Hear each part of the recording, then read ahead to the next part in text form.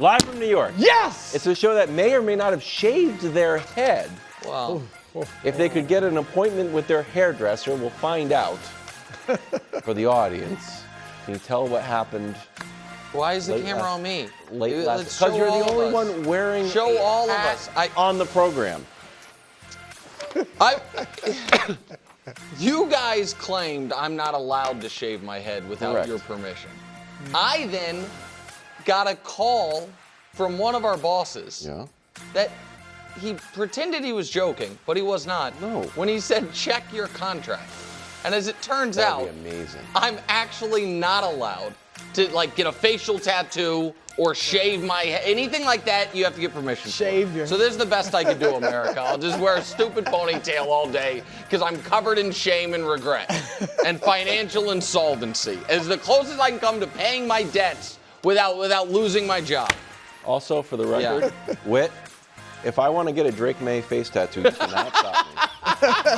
You can take it up with my representative. We're starting with the Chiefs. They're 5-5, currently outside of the playoffs after Bo Nix engineered yet another fourth quarter comeback. And dare I say it, outplayed Patrick Mahomes. How shocked are you at the result of that game?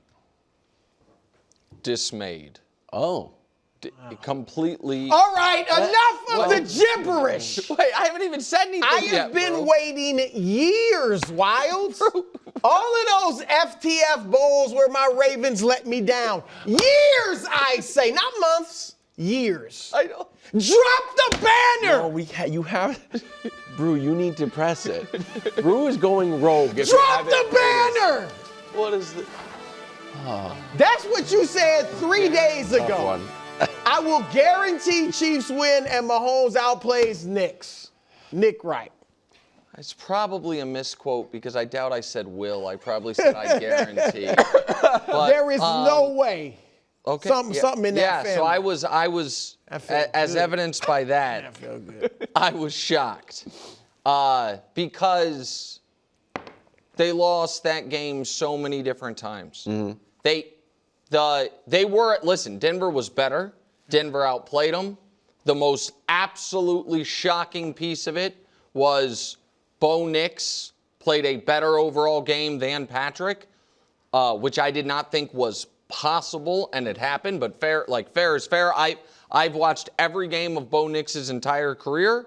I feel like that was unequivocally the best game he's ever played. He's had better statistical games, but against awful teams. So that's start to finish, I thought that was the best game.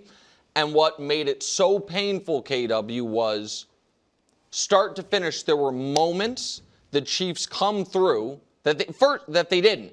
First play of the game, they get a sack to put the Broncos behind the sticks. They let Bo Nix on that drive convert a 2nd and 16 into a 3rd and 7 and then a first down. And then later in that drive, they give up a 3rd and 11.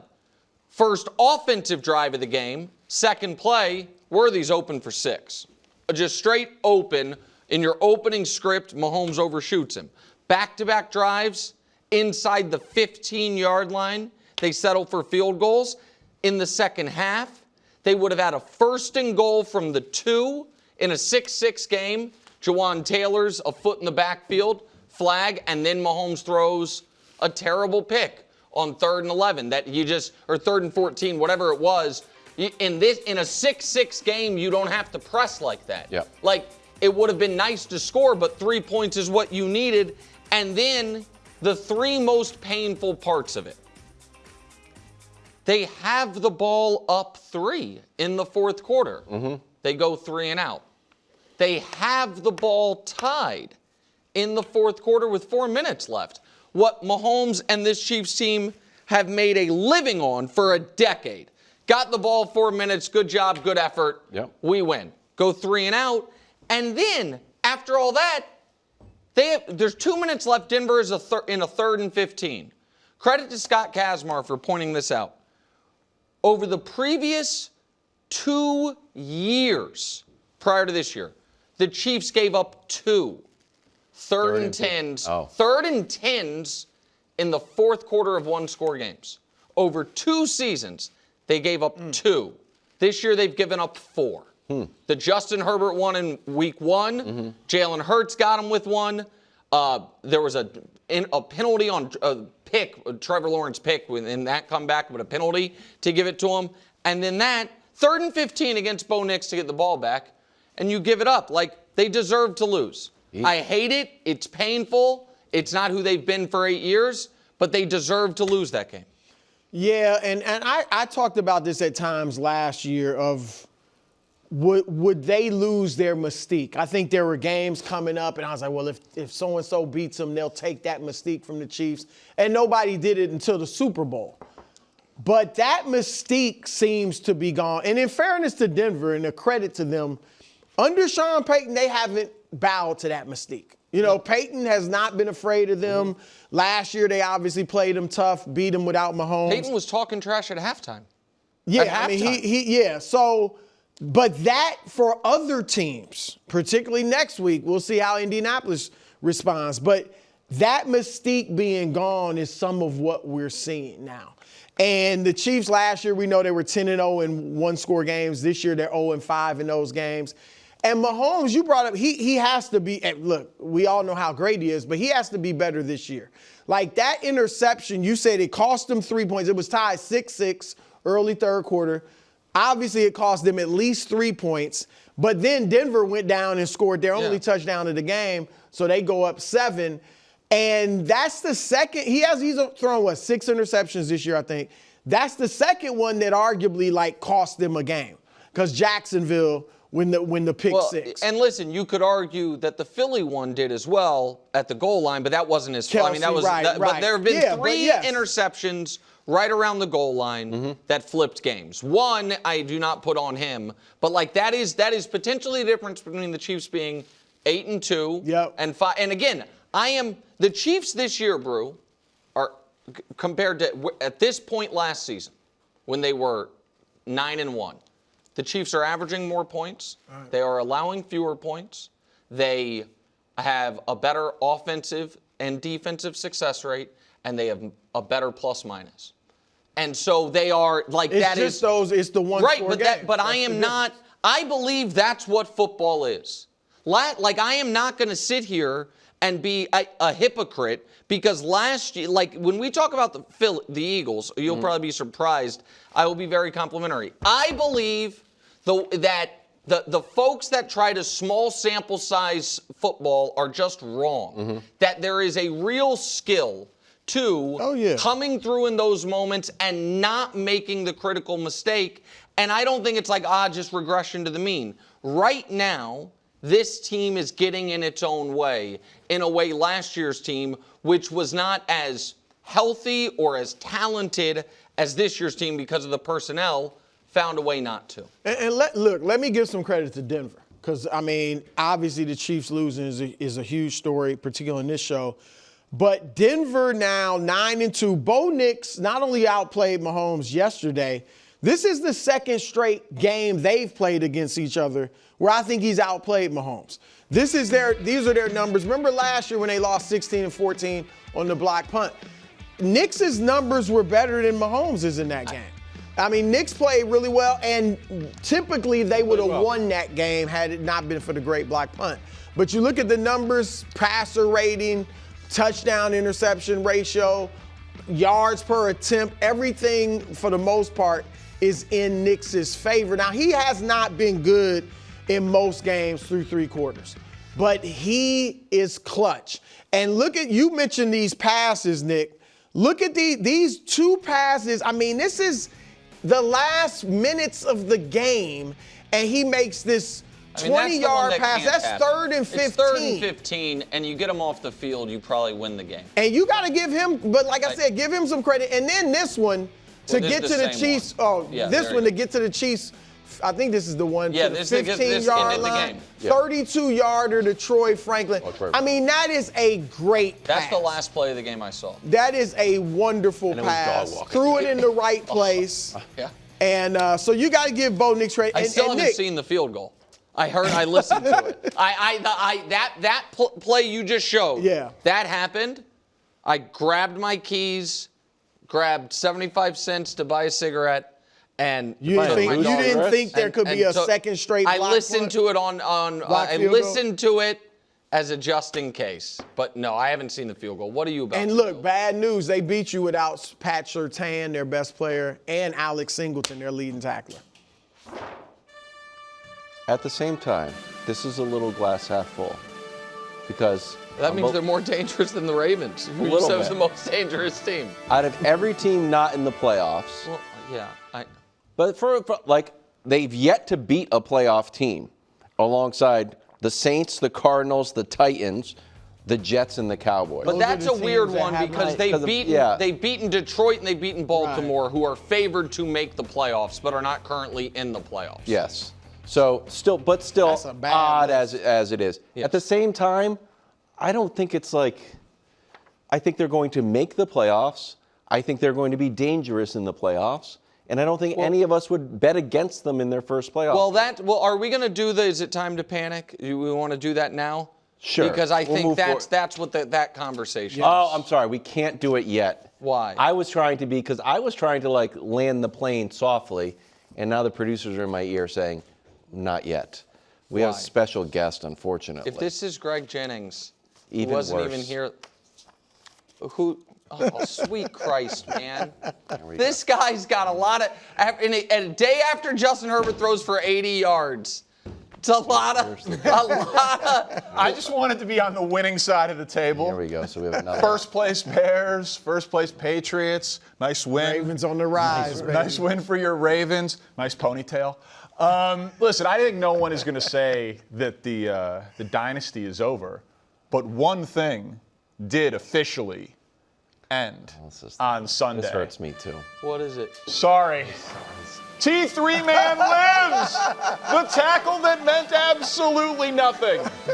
That is true. Right? I mean, come on. That is it, Nick. It is. The tackle that turned the T6 tide. is gone. KW, this is a It's real dead. test, KW. It's dead. KW. Remember, as part of my deal to get the trumpeters, I have to defend that.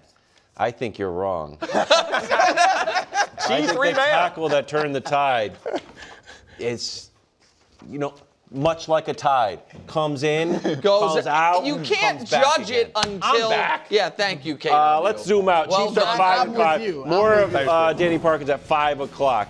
Nice ponytail. Looks like their run of 9 straight AFC West titles over, currently outside the playoff pictures, which is complicated by the fact that the teams ahead of them, the Bills, Jags, and Chargers, all have a win over the Chiefs already. So picture of the playoff picture. I kind of jumped the gun here talking about how I'm scared of the Chiefs, but hey, they're in ninth place. Ninth place. Behind the Texans that we kind of rode off.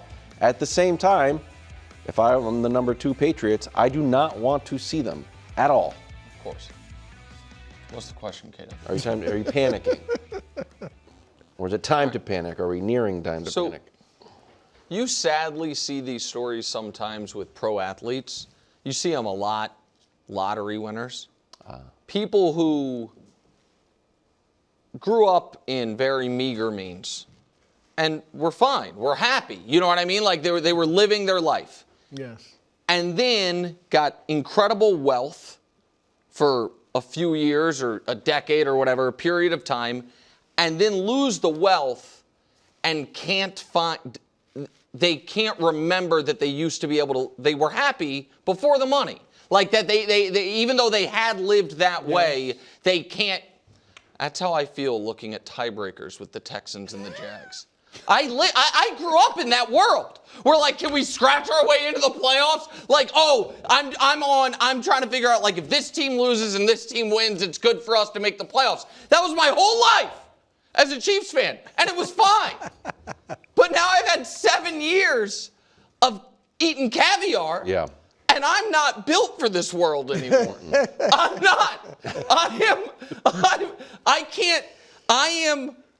I found myself this morning on that stupid athletic playoff predictor machine. Not just the predict, because you can toggle through and be like, if they win and they win. No, you're and doing the all of percentage. them? I'm going through it, Too and deep. I'm like, I am all of a sudden trying to tease out when the Jags play the Colts. Who do I need? And I'm like, this is what it's come to. Yeah. So that is a way to answer, kind of. Yeah, that's a good answer. So this would be the math to it.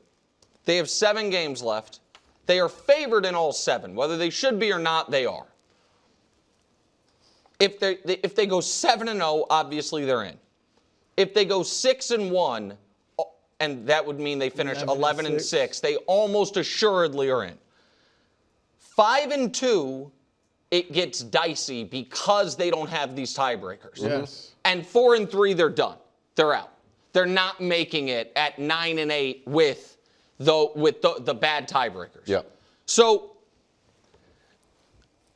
I believe they will make the playoffs, and I believe that if they make the playoffs having won 6 of their last 7, to your point, and where we have seen them, the level they played against Baltimore, the level they played against Detroit, the level, I know they're a terrible team, but the total start to finish domination they did to the Raiders, I do think that, the 30 to nothing. That's how far it's gone. No, I just mean. Well, Nick did always like the Raiders. Yeah, he thought they were. I'm agreeing with what you were saying. Like if they get in, they will be playing at a level that you will feel like with the wide open AFC and unproven quarterbacks at the top. Like if they get a rematch, if they beat Denver and Kansas City, which they're going to have to, and then they get a rematch of this game, you're going to feel okay about it. But, buddy, from now on, looks like we're going to have to carry the show.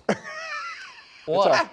Just you kept on going down the road, and like, we got it. He's struggling. You can be, the Ravens will be in, Patriots will be in. You can support us. Pick a team to like really ride with us. I feel better about the Chiefs than the Ravens. But that's a separate. Not discussion. chances of making the playoffs. Yeah.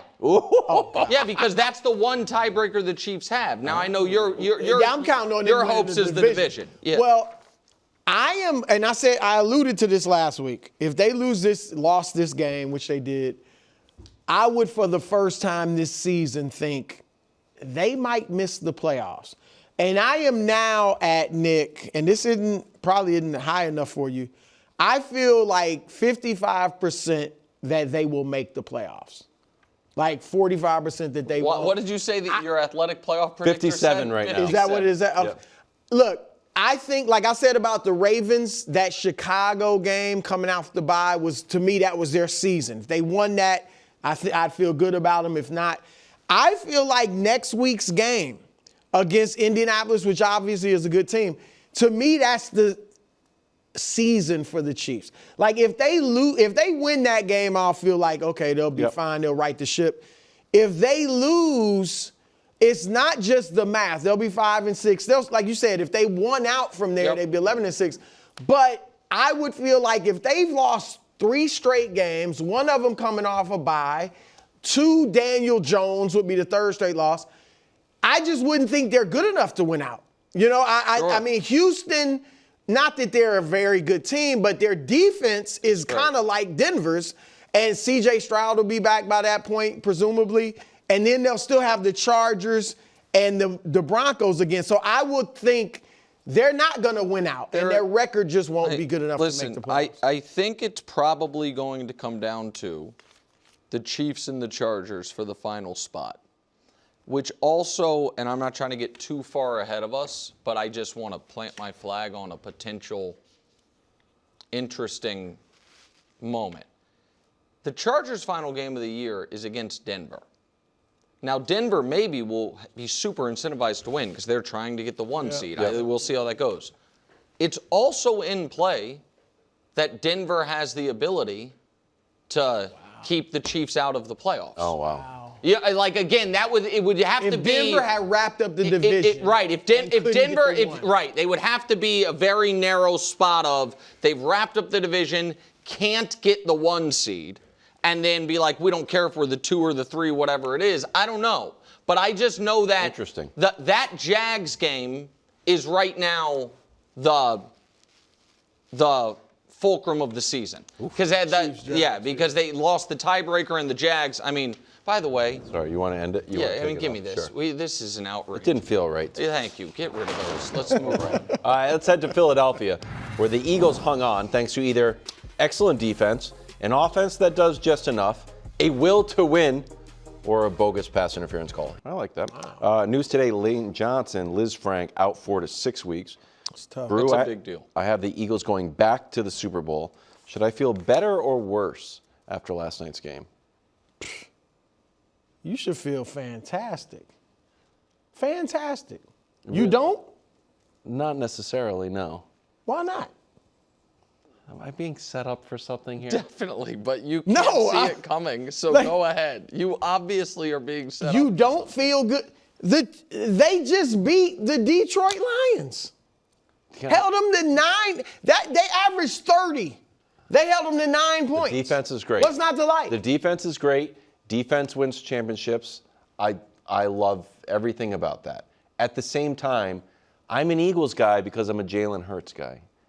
And this offense reminds me of Soylent. Do you remember Soylent? Can I tell you something? I only remember it because once a year you bring it up on the show and you're like, do you remember Soylent? So do you remember when I brought it up? Yeah, because it's a meal substitute that gets the job done, but no one enjoys it. It's sludge.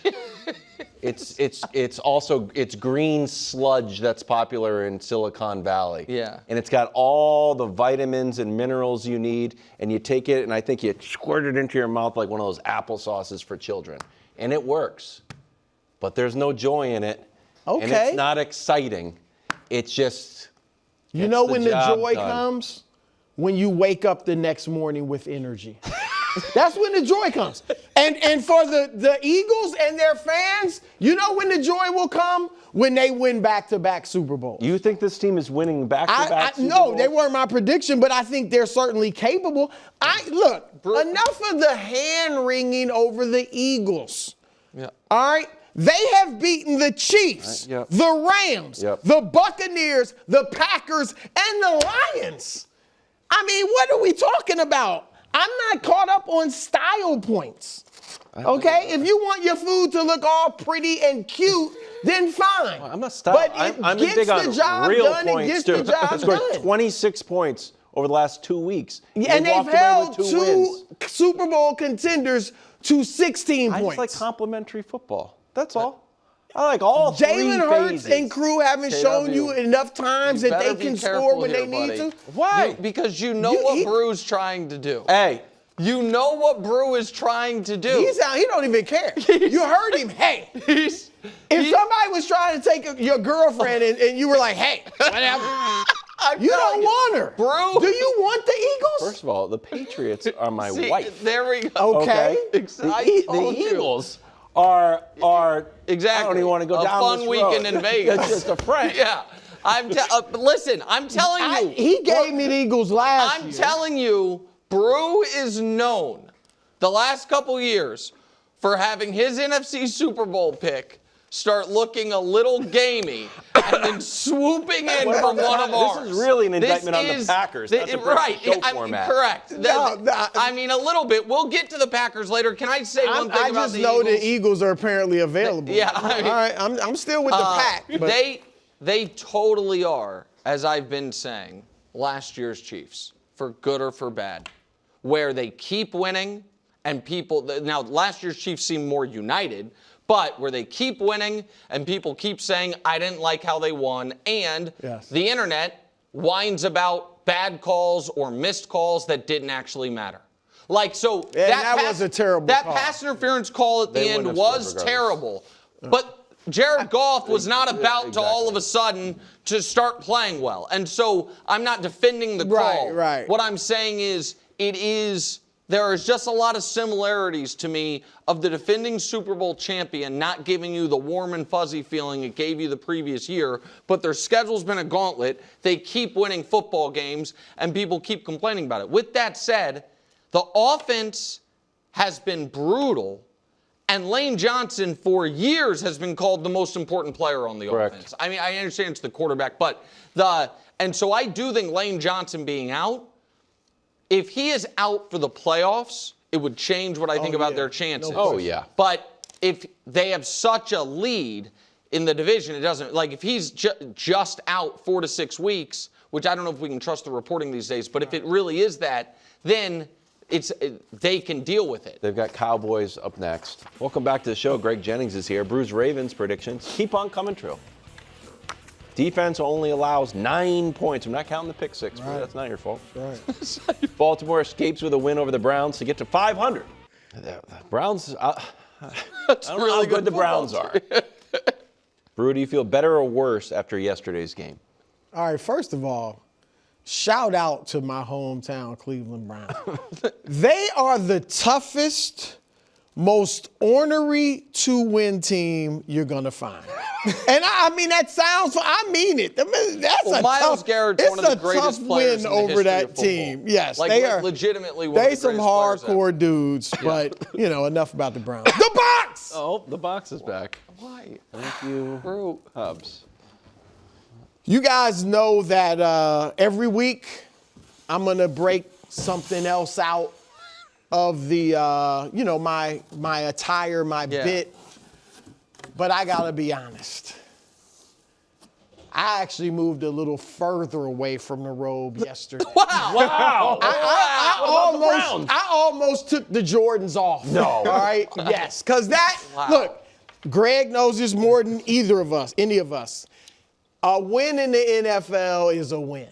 And every win is tough and hard to come by. Sure. So I will take it, especially when you're 5-5 and need every W. But they didn't look great. Don't say.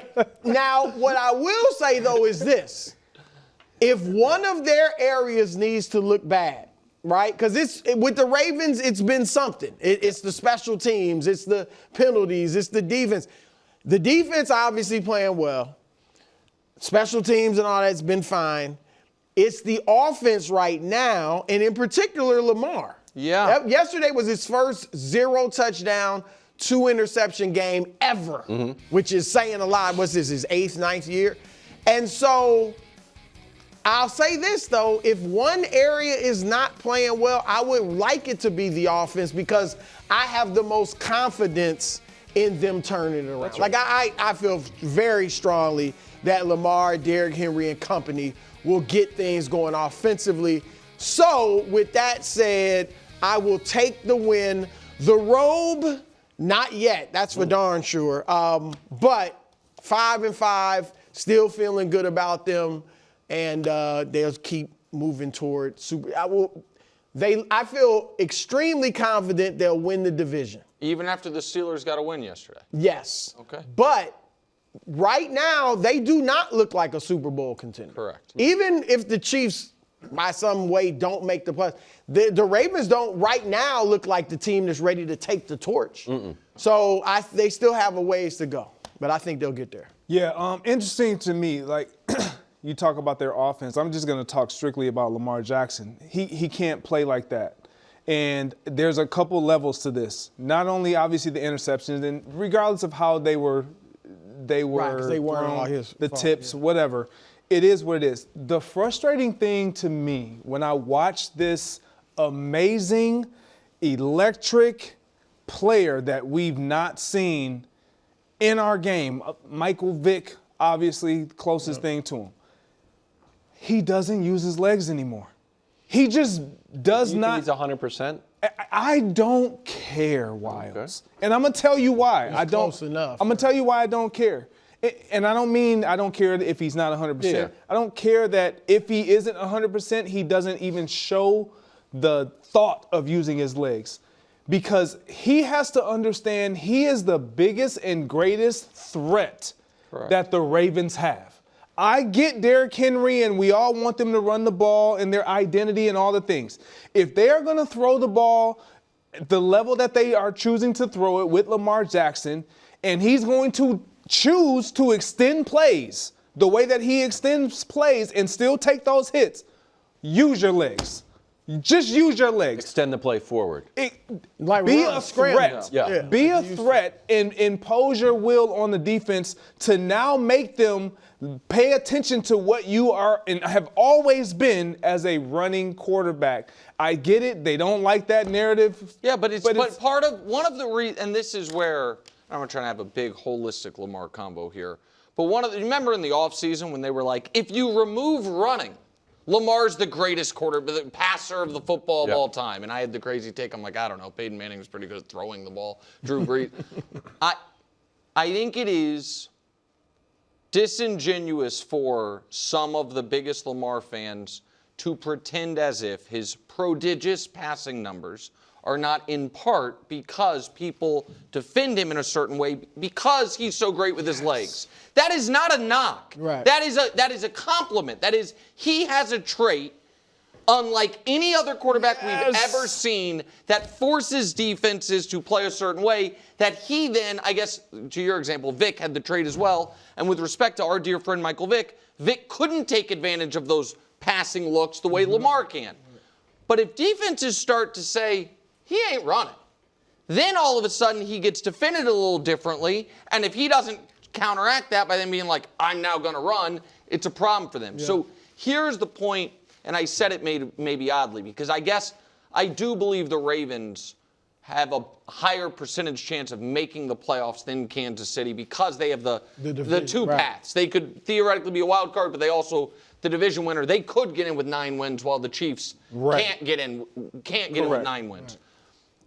What I was trying to say is the reason I feel better about Kansas City is what you were saying about the Chiefs. If they get in, man, everyone's going to be scared because of their playoff history. I feel like Baltimore has the opposite thing working. Their playoff history is awful.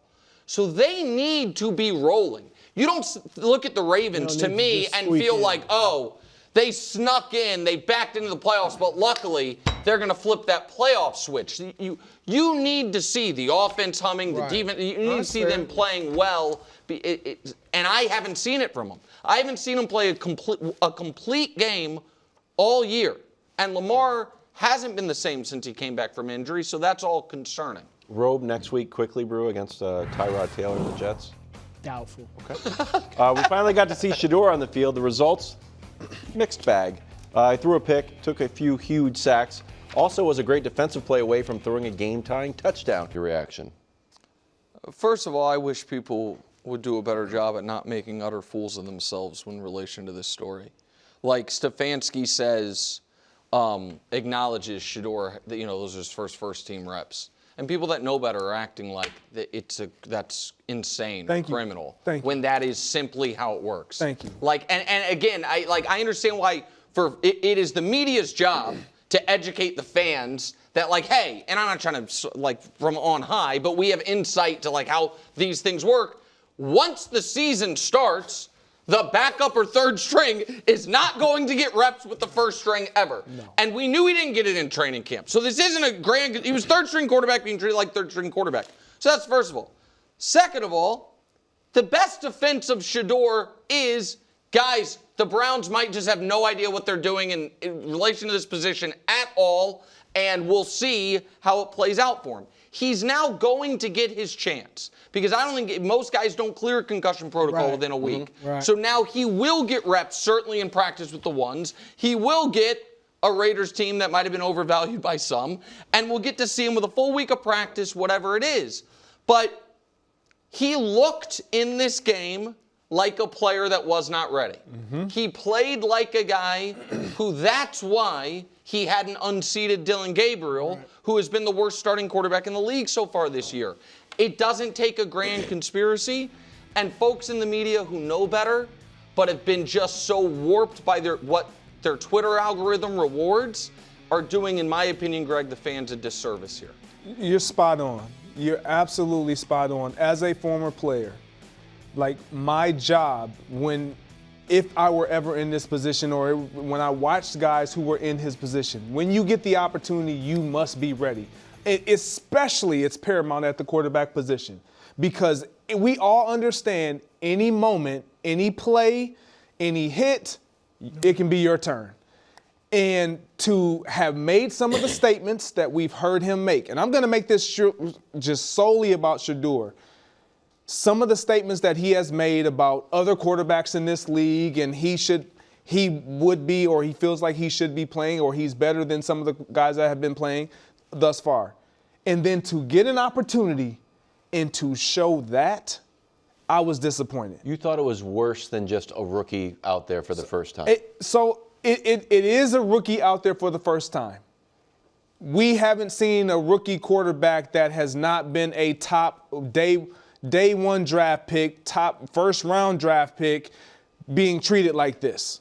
And so if he's going to be treated like this, I have to. You mean the publicity? The publicity, the expectations, the thought that we all have, because I thought he was great coming out of college.